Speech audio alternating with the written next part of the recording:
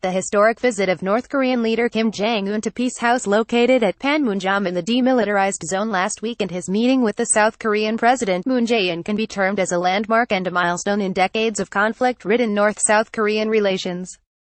Kim became the first leader of North Korea to put his feet on the South Korean soil since the end of the Korean War in 1953. Melting of ice in North-South Korean relations took place when Winter Olympics were held in Pyeongchang, South Korea in February this year. On that occasion, the North and South Korean teams marched under one flag.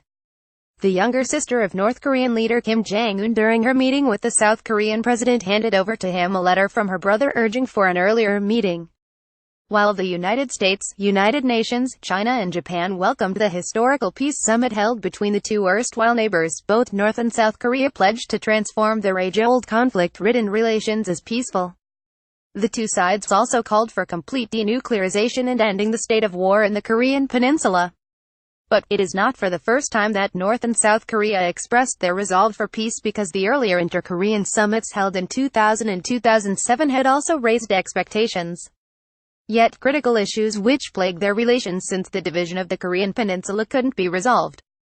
But the April 27 summit held between the North Korean leader and the president of South Korea, which took place inside South Korea, cannot be ruled out as an insignificant step. For the first time in the history of the Korean conflict, North and South Korea provided a solid roadmap to proceed for peace and to resolve issues which since the last 65 years are a source of instability and tension in Northeast Asia.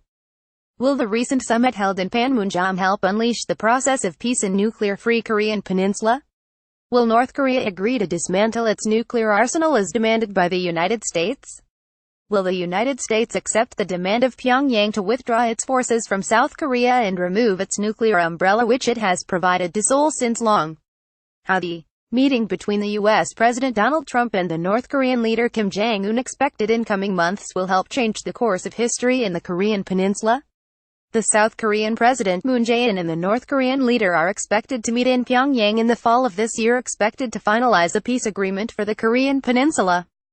Although it will be difficult for Kim to undo the legacy of his grandfather and father, he is ambitious about being remembered in history. The chain of events which have taken place in the last 2 months in the U.S. North Korean and North and South Korean relations means a major breakthrough is enough to mend fences between Pyongyang and Washington. 3 factors shape the paradigm shift in the Korean peninsula. First, the dilution of hostility and tension which marked the U.S.-North Korean relations, in which American President Donald Trump and the North Korean leader Kim Jong-un traded personal attacks and insults against each other. Both sides threatened to destroy each other, particularly Pyongyang augmented the testing of its long-range missiles aimed at the United States.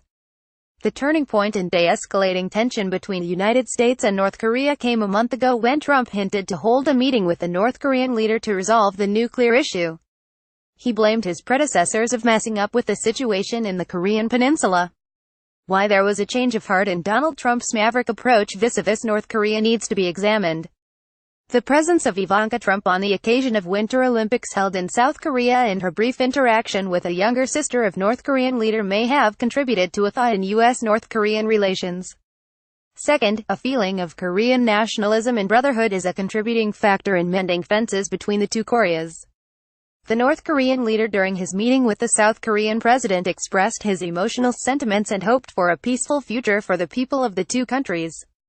A write-up entitled, North Korea, the World's Most Dangerous Talk Show, published in the London Economist issue of April 21, 2018, quoted a South Korean official confirming that talks about permanent peace agreement and a possible security guarantee for North Korea were on the table for the Inter-Korean summit, along with a joint statement about denuclearization. In a joint statement issued after their meeting in demilitarized zone, North Korean leader and the South Korean president agreed to implement all existing agreements and declarations adopted so far, to endeavor to swiftly resolve the humanitarian issues which led to the division of Korea and to implement projects previously agreed in an October 4, 2007 declaration to promote balanced economic growth and joint prosperity.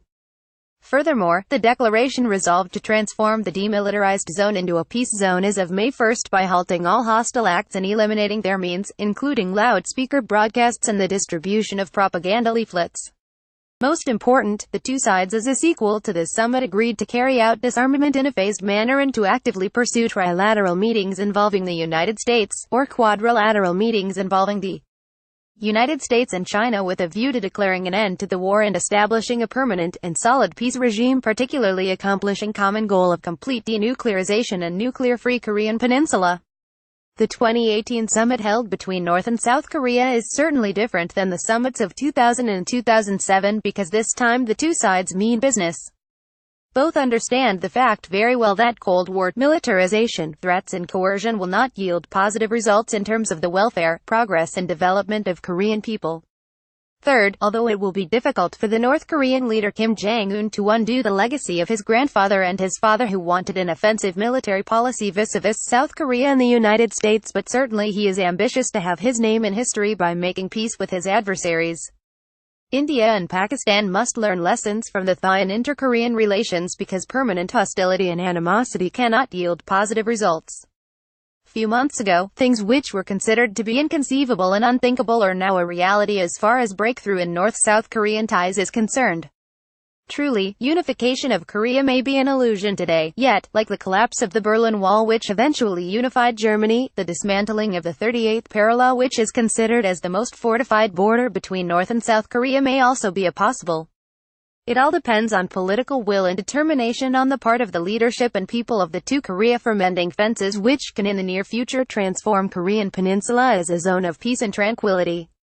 The writer is Meritorious Professor of International Relations at the University of Karachi. He can be reached at amuniz@hotmail.com. Published in Daily Times, May 4, 2018.